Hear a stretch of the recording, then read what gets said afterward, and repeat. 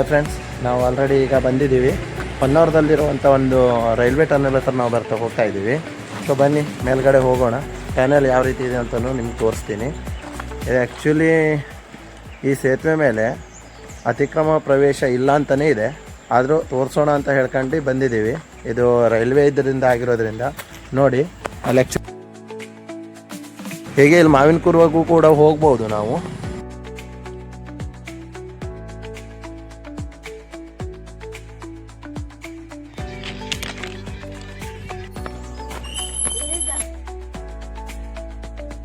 Hi friends, ನಾವೀಗ ಬಂದಿರೋದು ಹೊನ್ನಾವರ ಸುರಂಗ ಮಾರ್ಗ, ಅಂದರೆ ಹೊನ್ನಾವರ ಟನೆಲ್ ಹತ್ರ. ಅಲ್ಲಿದೆ ನೋಡಿ, ಅದು ಹೊನ್ನಾವರ ಟನೆಲ್.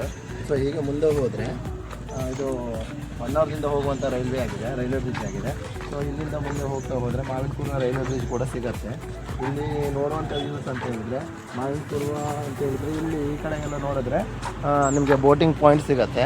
ಬನ್ನಿ ಹಾಗೆ ಮುಂದೆ ಹೋಗೋಣ, ತೋರಿಸ್ತೀನಿ ನಿಮಗೆ ಆ ಬೋಟಿಂಗ್ ಪಾಯಿಂಟ್ಸ್ ಎಲ್ಲ ಹೇಗಿದೆ ಅಂತ ಹೇಳಿ.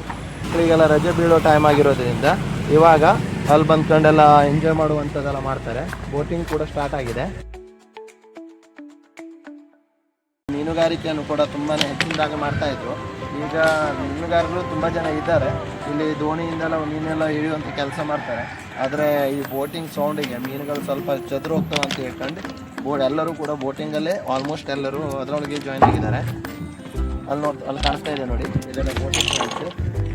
ಇಲ್ಲಿ ತುಂಬ ಬೋಟಿಂಗ್ ಪಾಯಿಂಟ್ಸ್ಗಳನ್ನು ನಾವು ನೋಡ್ಬೋದು. ನೋಡಿ ಈ ಕಡೆಗೂ ಕೂಡ ಬೋಟಿಂಗ್ ಪಾಯಿಂಟ್ಸ್ ಇದ್ದಾವೆ. ಫ್ರೆಂಡ್ಸ್, ಅಲ್ಲಿ ಆ್ಯಕ್ಚುಲಿ ಫ್ರಂಟ್ ಒಂದು ಕಾಣಿಸ್ತಾ ಇದೆ ನೋಡಿ, ಅದು ಈಗ ನ್ಯೂ ಕಟ್ಟಿರುವಂಥ ಒಂದು ಬ್ರಿಡ್ಜ್ ಆಗಿದೆ. ಅಲ್ಲೂ ಕೂಡ ಹೋಗ್ಬೋದು. ಅಂದರೆ ತುಂಬ ಬೋಟಿಂಗ್ ಯೂಸ್ಗಳನ್ನು ನಾವಿಲ್ಲಿ ನೋಡ್ಬೋದು. ಶರಾವತಿ ಬ್ರಿಡ್ಜ್ ಇದೆ ನೋಡಿ, ಅಲ್ಲಿ ಕಾಣಿಸ್ತಾ ಇದೆ ನೋಡಿ. ಆ ಶರಾವತಿ ಬ್ರಿಡ್ಜ್ ದಾಟ್ಕೊಂಡು ಹೋದರೆ ಕಾಸರಗೋಡು ಊರು ಸಿಗುತ್ತೆ. ಅಲ್ಲೂ ಕೂಡ ಬೋಟಿಂಗ್ ಪಾಯಿಂಟ್ಸ್ಗಳು ತುಂಬ ಇವೆ. ಅಲ್ಲೂ ಕೂಡ ನಾವು ಬೋಟಿಂಗ್ ಪಾಯಿಂಟ್ಸನ್ನು ನೋಡ್ಬೋದು. ನೋಡಿ ಫ್ರೆಂಡ್ಸ್, ಅಲ್ಲಿ ಆಲ್ಮೋಸ್ಟ್ ಈಗ ಬೋಟಿಂಗಲ್ಲಿ ಟೂರಿಸ್ಟ್ಗಳು ಕೂಡ ಹೋಗ್ತಾ ಇದ್ದಾರೆ. ಸೊ ಇಲ್ಲಿ ಬೋಟಿಂಗಲ್ಲಿ ತುಂಬ ಎಂಜಾಯ್ಮೆಂಟ್ನು ಕೂಡ ಮಾಡ್ತಾ ಇದ್ದಾರೆ. ಸಂಜೆ ಟೈಮ್ ಬಂದರೆ ಬಿಸಿಲೆಲ್ಲ ತುಂಬ ಕಡಿಮೆ ಇರೋ ಕಾರಣ ಅವರು ಸಂಜೆ ಟೈಮೇ ಹೆಚ್ಚು ಬರ್ತಾ ಇದ್ದಾರೆ ಟೂರಿಸ್ಟ್ಗಳು. ಸೊ ಈ ಟೈಮಿಗೆ ಬಂದರೆ ನಾವು ಆಲ್ಮೋಸ್ಟ್ ಎಲ್ಲ ವ್ಯೂಸ್ಗಳನ್ನು ನೋಡ್ಬೋದು ಮತ್ತು ಕವರ್ ಕೂಡ ಮಾಡ್ಬೋದು. ಇಲ್ಲಿ ಬೋಟಿಂಗ್ ಪಾಯಿಂಟ್ಸ್ ಅಂತ ನೋಡುವಂಥ ಪ್ಲೇಸ್ಗಳಂತ ಹೇಳಿದರೆ ಒಂದು ಬ್ಲ್ಯಾಕ್ ವಾಟರ್ ಇದೆ, ಶರಾವತಿ ಬ್ರಿಡ್ಜ್, ಇಷ್ಟು ಇಲ್ಲಿ ಹೊನ್ನಾವರ ರೈಲ್ವೆ ಬ್ರಿಡ್ಜು ಅಂದರೆ ಹೊನ್ನಾವರ ರೈಲ್ವೆ. ಮತ್ತು ಆ ಕಡೆಗೆ ಹೋದರೆ ನಮ್ಮದು ಕಾಸರಗೋಡು ಕಡೆಗೆ ಹೋದರೆ ಕೂಡ ಅಲ್ಲಿ ಕಾಂಡ್ಲಾವನ ಸಿಗುತ್ತೆ. ನಾವೀಗ ಆಲ್ಮೋಸ್ಟ್ ಬಂದಿರೋದು ಸೈಡ್ ನೋಡಿ, ಈ ಎದುರುಗಡೆ ವ್ಯೂಸ್ ಕಾಣಿಸ್ತಾ ಇದೆ ನೋಡಿ, ರೈಲ್ವೆ ಸುರಂಗ, ಅಲ್ಲಿಂದ ನಾವು ಬಂದಿರೋದು. ಇದು ನಮ್ಮದು ಶರಾವತಿ ನದಿ. ಇದು ಇಲ್ಲಿ ಅಲ್ಲಿ ನೋಡಿ, ಅಲ್ಲಿ ಮಾವಿನಕುರ್ವಕ್ಕೆ ಹೋಗುವಂಥ ಹೊಸ ಬ್ರಿಡ್ಜು ಕೂಡ ಮಾಡಿದ್ದಾರೆ. ಮೊದಲೇ ನಾವು ಬೋಟಿಂಗ್ ಮೂಲಕನೇ ಹೋಗಬೇಕಿತ್ತು, ದೋಣಿಗಳ ವ್ಯವಸ್ಥೆ ಇತ್ತು ಮಾವಿನಕುರ್ವಕ್ಕೆ ಹೋಗೋದಿದ್ರೆ. ಸೊ ಇವಾಗ ಅದರದ್ದು ಆ ವ್ಯವಸ್ಥೆ ಬೇಕಂತಿಲ್ಲ. ಸೊ ನಾವು ಕಾರು ಬೈಕ್ ಮೇಲೂ ಕೂಡ ನಾವು ಹೋಗ್ಬೋದು.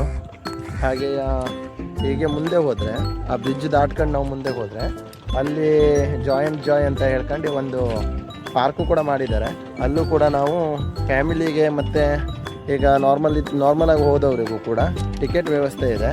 ಸೊ ಮಾರ್ನಿಂಗ್ ಮೊದಲೇ ಹೋದರೆ ಅಲ್ಲಿಂದ ಕೂಡ ನಾವು ಅಲ್ಲಿ ಗೇಮ್ಸನ್ನು ಕೂಡ ಆಟ ಆಡ್ಬೋದು.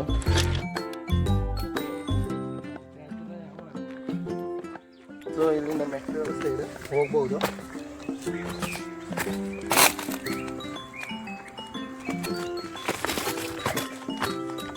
ಸೊ ಹೀಗೆ ಹೋದರೆ ನಾವು SDM ಕಾಲೇಜ್ ಕೂಡ ಹೋಗ್ಬೋದು. ಇಲ್ಲಿ ಮೇಲ್ಗಡೆ ಒಂದು ಕಾಲೇಜ್ ಇದೆ.